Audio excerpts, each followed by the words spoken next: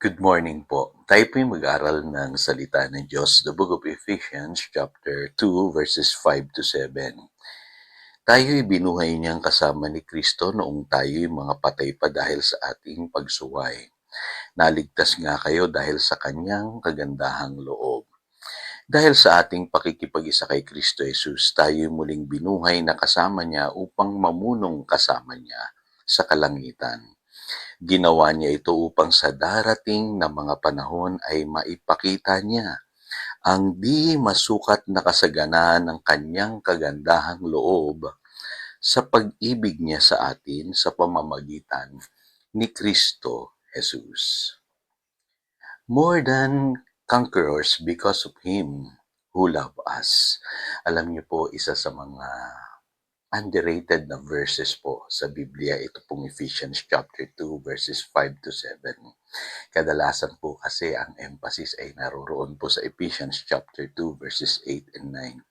Pero dito po makikita niyo po yung proseso na ginawa ng Diyos sa ating pong mga believers.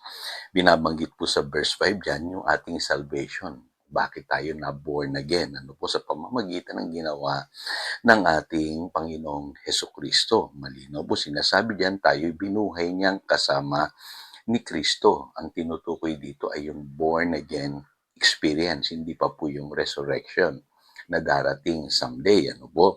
At sa verse 6, pinapakita dyan yung position natin bilang mga anak ng Diyos. Sabi dito, tayo muling binuhay na kasama niyang mamuno sa kalangitan. Ganun po katayog yung kalagayan natin bilang mga anak ng Diyos.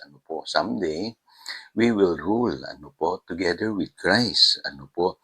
At mapapansin nyo, even dito po sa lupa, binanggit po ni Apostle James sa James chapter 1, verse 18, yung kalagayan natin bilang mga anak ng Diyos. Sabi diyan, niloob niyang tayo'y maging anak niya sa pamamagitan ng salita ng katotohanan upang tayo'y maging pangunahin higit kaysa lahat ng mga nilalang. So, whether paliwalaan mo man o hindi, kapatid, ito yung kalagayan mo ngayon bilang anak ng Diyos.